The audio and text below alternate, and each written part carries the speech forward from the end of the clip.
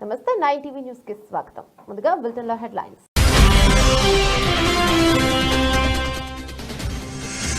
Greenland పై Trump కన్ను ఘాటుగా స్పందించిన గ్రీన్లాండ్ పీఎం.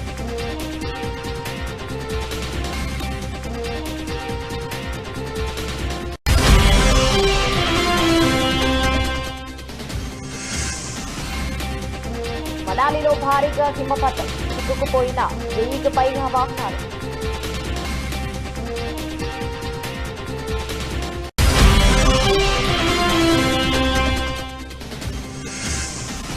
చిక్కడపల్లి పిఎస్ కు బండి, భారీగా పోలీసుల మోహరింపు.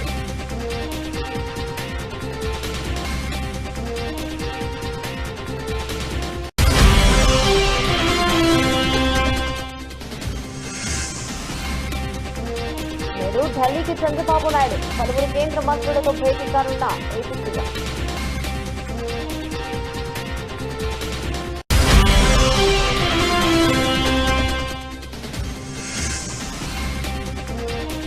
మోకాలి గాయంపై ఆందోళన వద్దు, ఫ్యాన్స్ కు రోగిన్ శర్మ సూచన.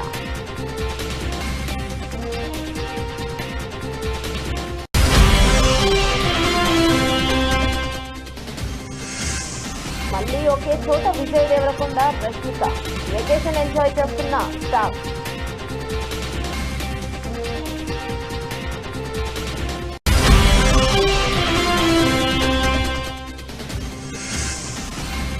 దేశీయ స్టాక్ మార్కెట్ లో భారీగా పెరిగిన ఇన్వెస్టర్లు, 39 రేట్లు డీమ్యాట్ అకౌంట్ పెరిగాయన్న ఎస్బీఐ రిపోర్ట్. డీటెయిల్స్ చూస్తే, అమెరికాను మళ్లీ ఉన్నతంగా తీర్చిదిద్దుతానని ఎన్నికల్లో గెలిచిన డొనాల్డ్ ట్రంప్ ప్రతిరోజు ఒక్కొక్క దేశానికి హెచ్చరికలను జారీ చేస్తున్నారు. తాజాగా ఆయన దృష్టి డెన్మార్క్ లో భాగమైన గ్రీన్లాండ్ పై పడింది. ఇది 600కు పైగా సంవత్సరాలుగా డెన్మార్క్ లో భాగంగా ఉంది. ట్రంప్ తమ సామాజిక మాధ్యమ వేదిక ట్రూత్ సోషల్ స్పందిస్తూ దేశ భద్రత, ప్రపంచ స్వేచ్ఛ కోసం గ్రీన్లాండ్ పై యాజమాన్యం, నియంత్రణ ఖచ్చితంగా ఉండాలని అమెరికా భావిస్తోందని పేర్కొన్నారు. గ్రీన్లాండ్ పై నియంత్రణ కావాలనే కోరికను ఆయన తన మొదటి అధ్యక్ష పదవి కాలంలోనే వ్యక్తం చేశారు. ఘాటుగా స్పందించిన గ్రీన్లాండ్ పీఎం ట్రంప్ హెచ్చరికపై గ్రీన్లాండ్ ప్రధానమంత్రి ముటే ఎగడే ఘాటుగా స్పందించారు. మేం ఎన్నిటికీ అమ్మకానికి ఉండబోము, స్వాతంత్ర్యం కోసం మా సుదీర్ఘ యుద్ధాన్ని ఓడిపోబోము అని తెలిపారు.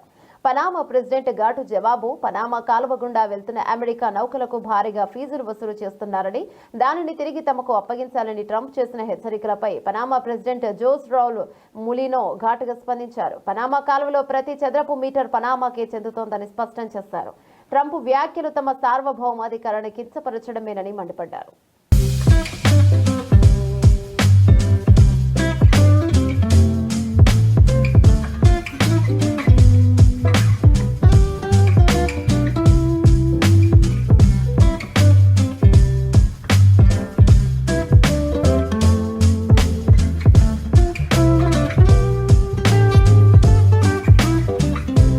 ఉత్తరాదిని మంచు దుప్పటి కమ్మేసిందే. హెవీ స్నో జమ్మూ కాశ్మీర్, హిమాచల్ ప్రదేశ్ లోని చాలా ప్రాంతాల్లో విపరీతంగా మంచు పడుతుంది. దీంతో ఆయా ప్రాంతాలు కనుచూపు మేర శ్వేతవర్ణంతో ఆకట్టుకుంటున్నాయి. ఎటు చూసినా మంచు దుప్పటి పరుచుకుని ఆహ్లాదంగా కనిపిస్తున్నాయి. హిమాచల్ ప్రదేశ్ లోని ప్రముఖ పర్యాటక ప్రాంతమైన మనాలితో పాటు రాజధాని సిమ్లాలో దట్టంగా మంచు కురుస్తోంది. హిమపాతం భారీగా పడుతుండటంతో పర్యాటకులు, స్థానికులు తీవ్ర ఇబ్బందులు పడుతున్నారు.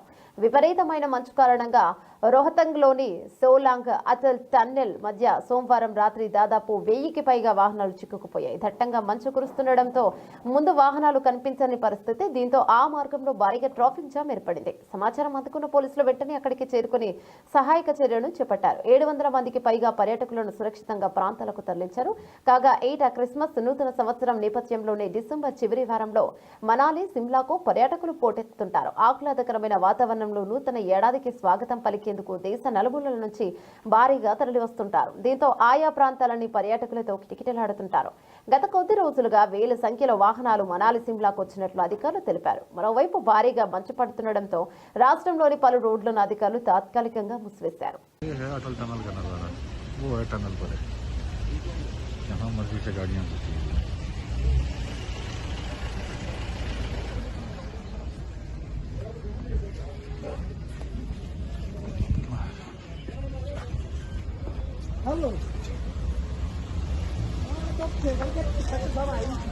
जहाँ मर्जी गाड़ियाँ लगाई हुई है और पूरी तरह फंस चुके हैं।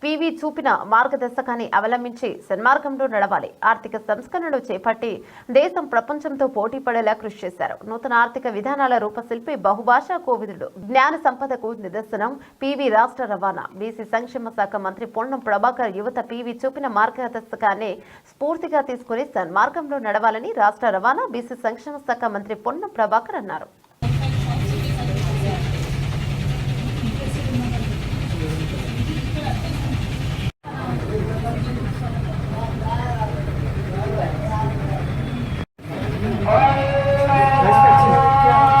జయశంకర్ భూపాలపల్లి జిల్లాలో పుష్ప సీన్ చోటు చేసుకుంది.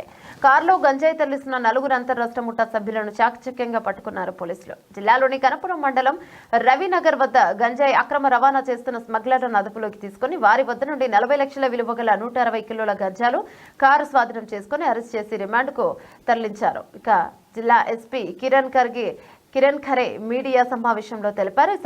ఈ సందర్భంగా ఆయన మాట్లాడుతూ ఆంధ్రప్రదేశ్, ఒడిశా సరిహద్దు ప్రాంతాలకు చెందిన 4 వ్యక్తులు ముఠాగా ఏర్పడి ఆంధ్రప్రదేశ్లోని అల్లూరి సీతారామరాజు జిల్లా దామరకొండ నుండి గంజాయిని కొనుగోలు చేసి జిల్లాలో విక్రయించేందుకు షిఫ్ట్ కారులో వస్తున్నారని ఖచ్చితమైన సమాచారం మేరకు గణపురం మండలంలో పోలీసులు వాహనాలు తనిఖీ చేపట్టారు.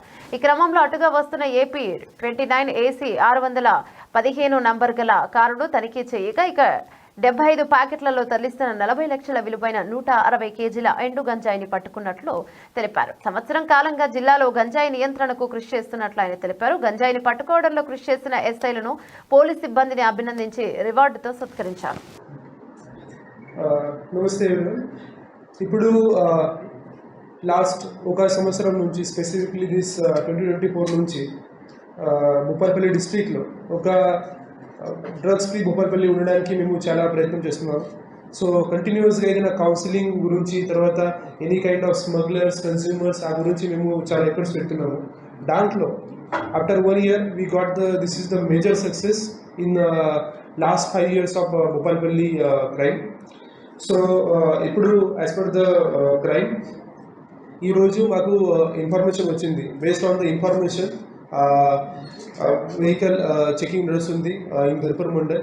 సో ఆ టైమింగ్లో మాకు ఇన్ఫర్మేషన్ వచ్చింది దట్ ఒక Swift car bearing number AP 29 AC 6115 దాంట్లో ఒక గాంజా స్మగ్లింగ్ నడుస్తుంది ఫ్రమ్ ఒడిశా, ఆంధ్ర నుంచి ఇక్కడ మా భూపాలపల్లి డిస్ట్రిక్ట్లో వస్తుంది.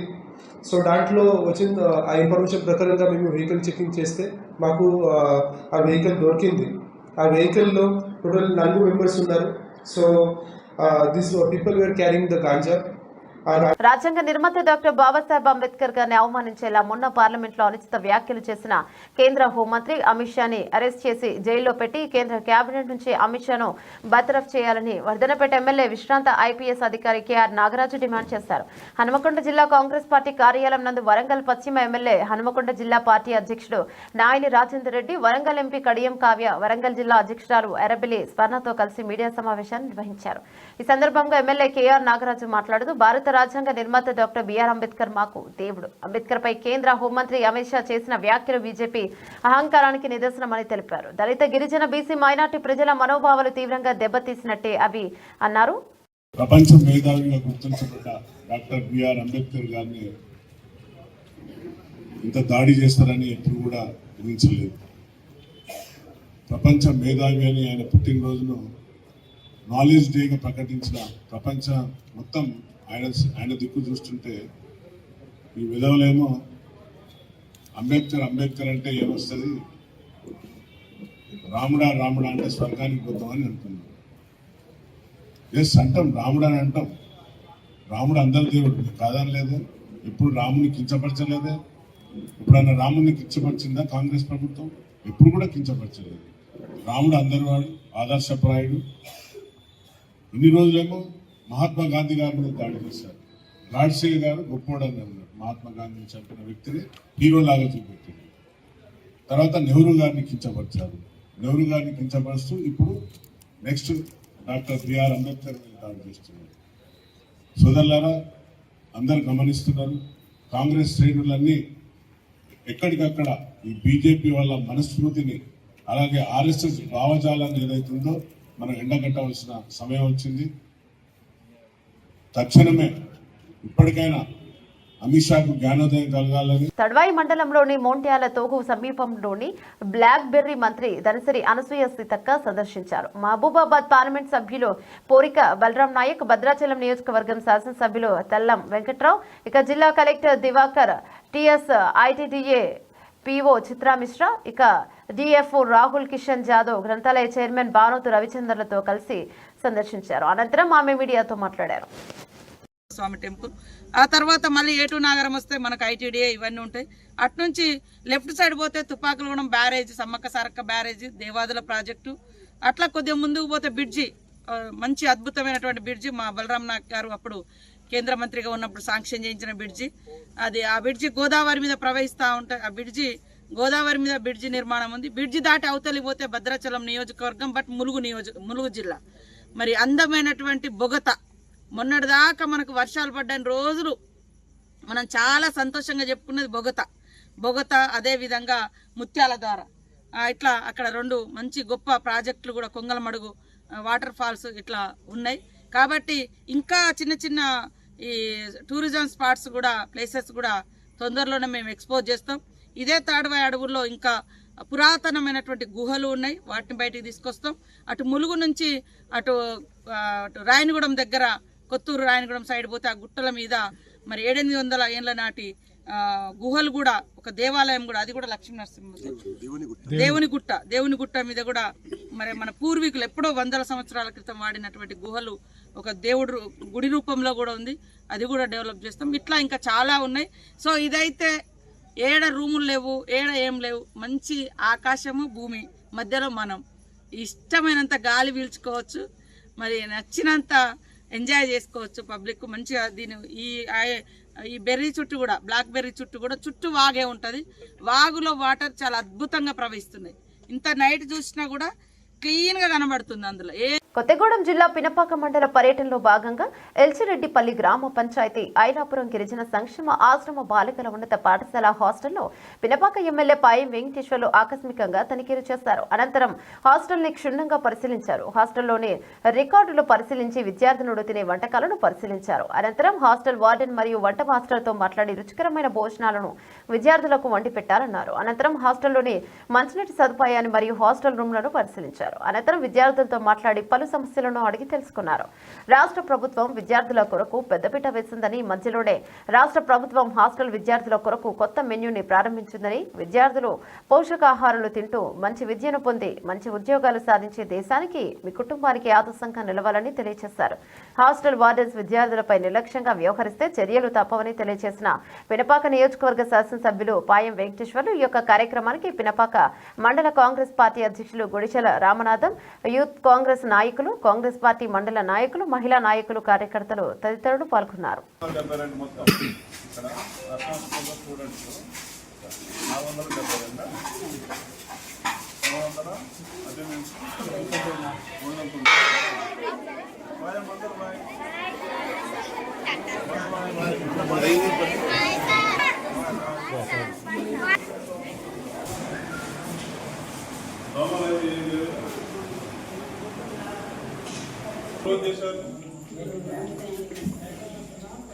ఈ రూమ్ క్లోజ్ చేశారు. వరంగల్ జిల్లా మైనార్టీ సంక్షేమ శాఖ ఆధ్వర్యంలో ఓసిటీ మంత్రి క్యాంప్ కార్యాలయంలో రాష్ట్ర పర్యావరణ, అటవీ మరియు దేవాదాయ శాఖ మంత్రి కొండా సురేఖ కేక్ కట్ చేసి క్రిస్మస్ వేడుకలను ప్రారంభించారు. యేసుక్రీస్తు బోధనలు ఒక మతానికి సంబంధించినది కాదని, యావత్ మానవాళికి మార్గదర్శకం చేసేవని, యేసుక్రీస్తు మనుషులందరినీ ప్రేమించాలి, మనుషులు సేవాభావంతో మెలగాలి అని బోధించాలని సిబిసి లేబర్ కారిడార్ చర్చ్ అభివృద్ధికి ప్రభుత్వం ₹1 కోటి నిధుల జీవోను మంత్రి పాస్టర్లకు ఈ సందర్భంగా అందజేశారు. క్రిస్మస్ పండుగ పురస్కరించుకుని మంత్రి సురేఖ తన సొంత ఖర్చులతో తూర్పు నియోజకవర్గంలో ఉన్న పాస్టర్లందరికీ దుస్తులు పంపిణీ చేశారు. అయితే ఒక మంత్రిగా బాధ్యత తీసుకున్నాను. ఒక సబ్జెక్ట్ అనేది కరెక్ట్ గా ప్రజల్లోకి వెళ్ళాలి, ఏదో జనరల్ గా మాట్లాడడం పద్ధతి కాదని నేను మాక్సిమం రిటర్న్ నోట్సే ఎక్కువగా ప్రజల ముందు చెప్పడం జరుగుతూ ఉంది. కాబట్టి ఇప్పుడు సుధారాణి గారు చెప్పినట్టుగా మేము మా దేవుళ్ళ గురించి కానీ, మా పండుగల గురించి కానీ, ఈవెన్ ముస్లిమ్స్ పండుగల గురించి కానీ, ఈవెన్ క్రిస్మస్ పండుగల గురించి కానీ చాలా వివరంగా లోతుగా చెప్పాలంటే మేము చెప్పలేం. కానీ ఇది ఒక మంచి అకేషను. ఈ అకేషన్లో మేము ఇచ్చే సందేశము ప్రపంచవ్యాప్తంగా వెళ్ళేటువంటి అవకాశం ఉంది. అటువంటప్పుడు మేము ఒక మంచి సందేశాన్ని మరి ప్రిపేర్ చేసుకొని మేము ముందిస్తే బాగుంటుంది అనే ఉద్దేశంతో ప్రతిసారి కూడా నేను రిటర్న్ మెసేజ్ ఇవ్వడం జరుగుతుంది.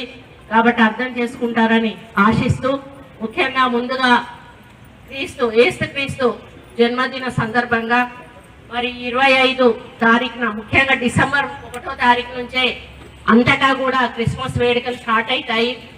అది జనవరి 1 వరకు కూడా కొనసాగుతూ ఉంటాయి. దాంట్లో భువనగిరి మున్సిపాలిటీ పరిధిలో రాయగిరి ట్రాఫిక్ విధులు నిర్వహిస్తున్న పోలీసుల వాహన తాళం చెవి ఎక్కడో పోయింది. చుట్టుపక్కల వెతికినా కనిపించకపోవడంతో మరో వాహనంలో ఆ వాహనాన్ని తీసుకెళ్లారు. ప్రజలు దీన్ని ఆసక్తిగా తిలకించారు.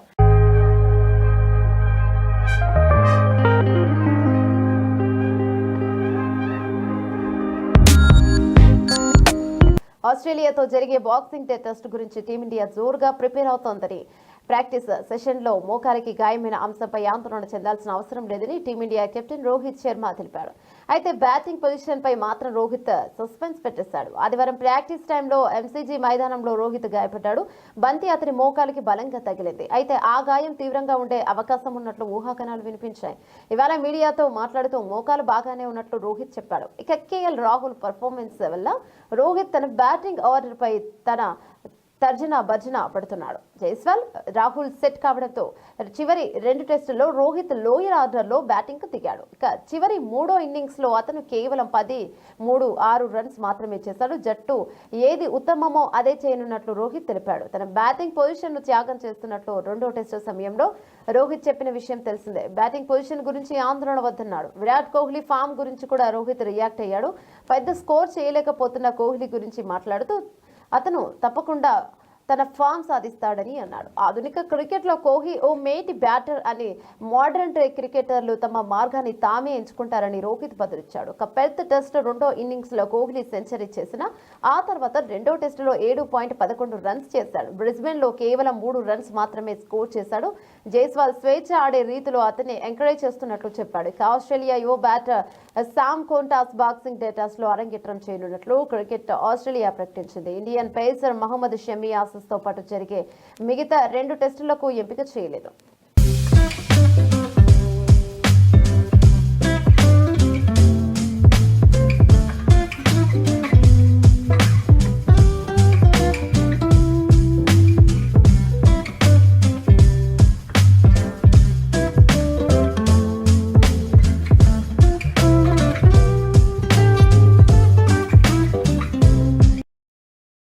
టాలీవుడ్ సినీ ఇండస్ట్రీలో రౌడీ హీరోగా పేరు తెచ్చుకున్న విజయ్ దేవరకొండ గురించి ప్రత్యేకంగా చెప్పాల్సిన అవసరం లేదు. అయితే విజయ్ దేవరకొండ నేషనల్ క్రష్ రష్మిక మందన గత కొంతకాలంగా ప్రేమలో ఉన్నారని, డేటింగ్ కూడా చేస్తున్నారన్న వార్తలు వస్తున్న సంగతి తెలిసిందే. ఇక ఈ వార్తలను నిజం చేస్తూ ఈ జంట వెకేషన్స్ కి వెళ్తుంటారు. ఇక తాజాగా మరోసారి ఒకే చోట దర్శనమిచ్చారు ఈ జోడీ. ఇద్దరు ముంబై విమానాశ్రయంలో కనిపించారు.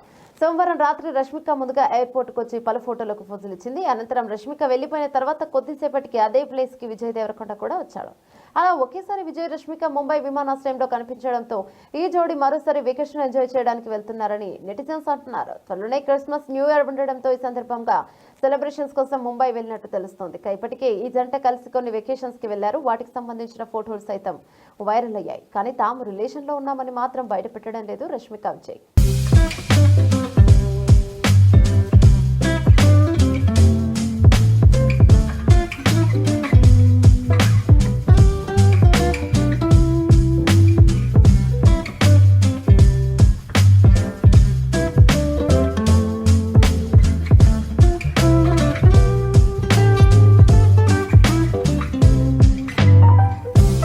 స్టాక్ మార్కెట్లలో ఇన్వెస్టర్ల సంఖ్య పెరుగుతూ వస్తుంది. దాంతో డీమ్యాట్ అకౌంట్లు గణనీయంగా పెరగడాన్ని బట్టి తెలుస్తోంది. గత 10 ఏళ్లలో కొత్త డీమ్యాట్ అకౌంట్ల సంఖ్య 39 రెట్లు పెరిగిందని ఎస్బీఐ నివేదిక పేర్కొంది. 2014లో దేశంలో 10 లక్షల డీమ్యాట్ అకౌంట్లు తెరవగా 2024 అక్టోబర్ నాటికి రికార్డు స్థాయిలో 3.91 కోట్లకు చేరింది. ఈ ఏడాది ఇక కొత్త డీమ్యాట్ ఖాతాల సంఖ్య 4 కోట్లు దాటుతుందని అంచనా. 2021 క్యాలెండర్ ఇయర్ నుంచి ఏటా దాదాపు 3 కోట్లకు పైగానే డీమ్యాట్ ఖాతాలు ఓపెన్ ఓపెన్ అవుతున్నాయని, అంటే ఏటా పెద్ద సంఖ్యలో ఇన్వెస్టర్లు స్టాక్ మార్కెట్లలో చేరుతున్నట్లుగా నివేదిక పేర్కొంది. 2013-14లో 2.20 కోట్లు ఉన్న డిమాట్ ఖాతాల సంఖ్య 2023-24 ఆర్థిక సంవత్సరం నాటికి 15 కోట్లు దాటుతుందని నివేదిక తెలిపింది. ఇందులో ఎన్ఎస్ఈ ఇన్వెస్టర్ల సంఖ్య 9.2 కోట్ల. ప్రస్తుత ఆర్థిక సంవత్సరంలో ఇప్పటి వరకు డిమాట్ ఖాతాల సంఖ్య 17.76 కోట్లకు పెరిగింది. మార్కెట్లో ఇన్వెస్టర్ల సంఖ్య పెరగడంతో 2013 నుంచి 2014 ఆర్థిక సంవత్సరం నుంచి national stock exchange market capital 6 రెట్లు పెరిగింది. 2013-24లో ఎన్ఎస్ఈ మార్కెట్ క్యాపిటల్ 73,000 కోట్లు కాగా 2024-25 నాటికి అది 441 లక్షల కోట్లకు పెరిగింది. ఇక ఎన్ఎస్ఈలో ఒక్కో ఇన్వెస్టర్ సగటు పెట్టుబడి 1.5 రెట్లు పెరిగింది. 2013-14లో ప్రతి పెట్టుబడిదారుడు సగటు 19,460 పెట్టుబడి పెట్టగా ఇప్పుడు అది 2024-25లో 30,742కి ఎగిసింది. 2013-2014 నుంచి 2024-25 అక్టోబర్ వరకు రైట్స్ ఇష్యూ, ఐపీఓ ఇతర అంశాల ద్వారా 10 రెట్లు అధికంగా నిధులు సమీకరించారు. 2014లో ఇది 12,008 కోట్లు కాగా ఈ ఏడాది అక్టోబర్ నాటికి 1.21 లక్షల కోట్లకు పెరిగింది. 2013-14లో మొత్తం 56 ఇష్యూలు జారీ చేయగా ఇప్పుడు వాటి సంఖ్య 302కు పెరిగింది. వెస్టర్న్ స్టేట్స్ అత్యధిక మూలధనాన్ని సేకరించాయి. ఉత్తర భారతదేశానికి చెందిన కంపెనీలు 23.18% మొత్తాన్ని సేకరించాయి. ప్రస్తుత ఆర్థిక సంవత్సరంలో ఇప్పటి వరకు మొత్తం 4.85 కోట్లు కొత్త సిప్ ఖాతాలు తెరవగా 2015 నుంచి 18లో వారి సంఖ్య 1.16 కోట్లుగా ఉంది. ఈ కాలంలో సిప్ ద్వారా పెట్టుబడి పెట్టిన మొత్తం 2017-2018లో 67 కోట్లు ఉంది.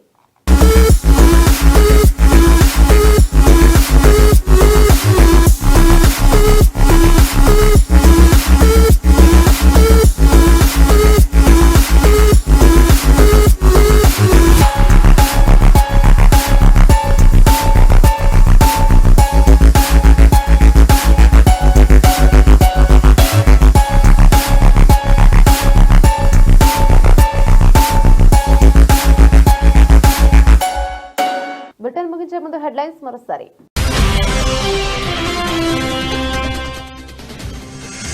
గ్రీన్లాండ్ పై ట్రంప్ కన్ను ఘాటుగా స్పందించిన గ్రీన్లాండ్ పీఎం.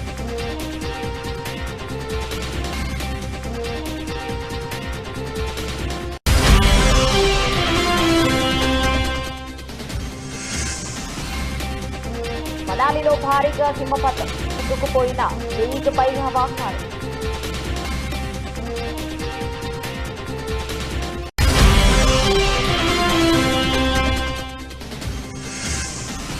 చిక్కడపల్లి పిఎస్కు బండి, భారీగా పోలీసుల మోహరింపు.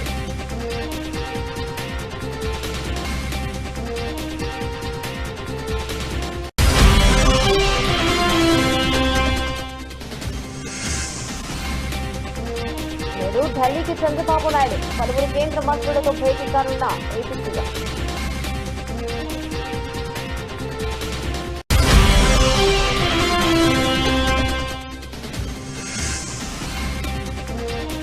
మోకాలి గాయంపై ఆందోళన వద్దు, ఫ్యాన్స్ కు రోహిత్ శర్మ సూచన.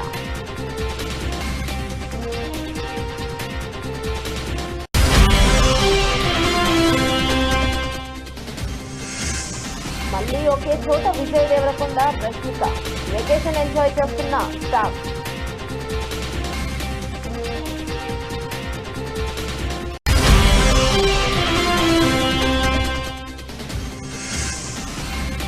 దేశీయ స్టాక్ మార్కెట్లో భారీగా పెరిగిన ఇన్వెస్టర్లు, 39 రేట్లు డీమ్యాట్ అకౌంట్ పెరిగాయన్న ఎస్బీఐ రిపోర్ట్. ఇవి బులెటిన్లోని అప్డేట్స్. మరో బులెటిన్లో మళ్ళీ కలుసుకుందాం. అంతవరకు సెలవు, నమస్తే.